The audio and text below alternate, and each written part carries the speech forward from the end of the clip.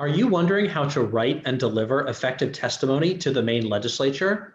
Hi, I'm Todd Martin, Grassroots Outreach Coordinator with the Natural Resources Council of Maine, and I'm here to share tips and best practices for writing and delivering strong testimony at a virtual public hearing of the Maine legislature.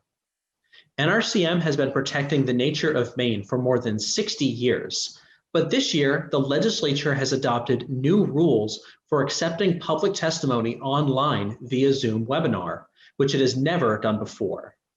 In this video, I'll provide a quick review on why public testimony matters, how to structure your written testimony, and how to deliver it effectively verbally over Zoom webinar. If you're looking for tips on how to testify remotely at virtual public hearings this legislative session, check out our video featuring my colleague, Kristen Jackson, linked in the comments below. So why does public testimony matter? Each legislative session, the Maine legislature considers roughly 2,000 bills, and each lawmaker is assigned to one or two committees, and each of those committees typically works on 100 bills. Most Maine lawmakers are not experts on the issues that their committee is considering. That's why it's so critical for lawmakers to hear from Maine people like you about the issues that you're passionate about and how those bills could have an impact on you in any number of ways. Your testimony during a public hearing can help lawmakers better understand the bill they're considering and whether they should vote to support or oppose it. The Maine legislature has a long history of passing bipartisan bills that have helped protect Maine's environment. And it has done so in no small part because Maine people have consistently spoken up during public hearings about the importance of Maine's environment that they love. So how do you write effective testimony? While there's no perfect formula, here are some helpful tips. First, you'll likely only have 3 minutes to deliver your testimony at the hearing, and this time can go quickly. So we recommend that you write out your testimony and practice it in advance. The written testimony that you submit can be longer, but you should know which sections you plan to read verbally at the hearing.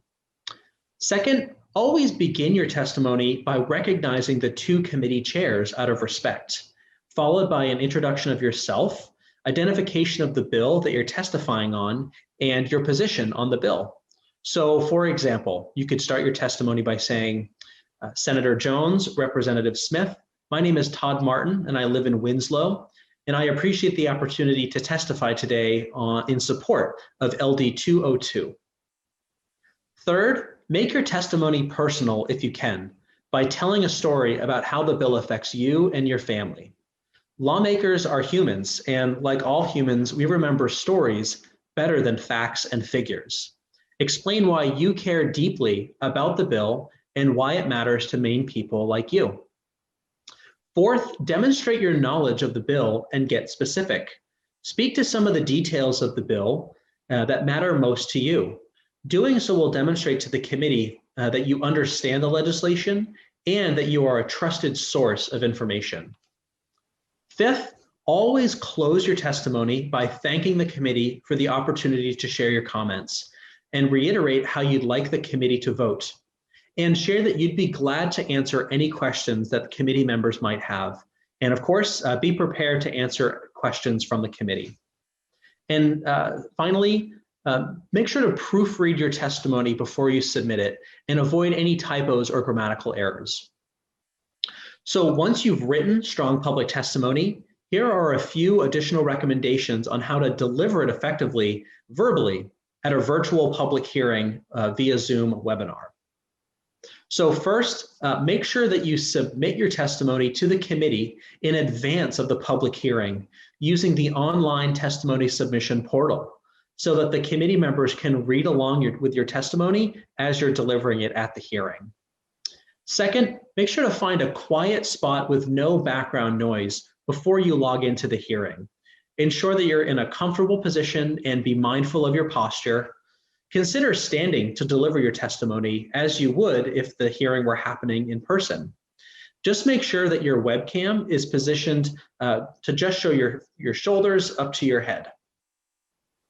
Third, log into the public hearing via Zoom at least 5 minutes early to ensure that you have proper lighting and that your background is free of distractions. You'll learn how the hearing is going to proceed from the committee chairs, and you'll also hear others testify before you. Fifth, speak slowly and clearly with enough volume to be heard. Sixth, maintain eye contact with your webcam as much as you can. You might want to have your testimony pulled up on your computer in a Word doc so that you can read directly from it. Or you could have a printout of your testimony, or perhaps you've memorized it and you don't need anything to read it from.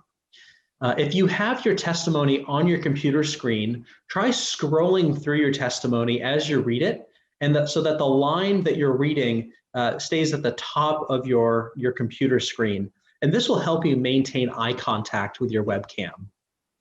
And that's it. We have more resources on our website for navigating this process at nrcm.org/takeaction. If you want to learn how to participate virtually in a public hearing via Zoom webinar, check out my colleague Kristen Jackson's video. Thanks and have a great day.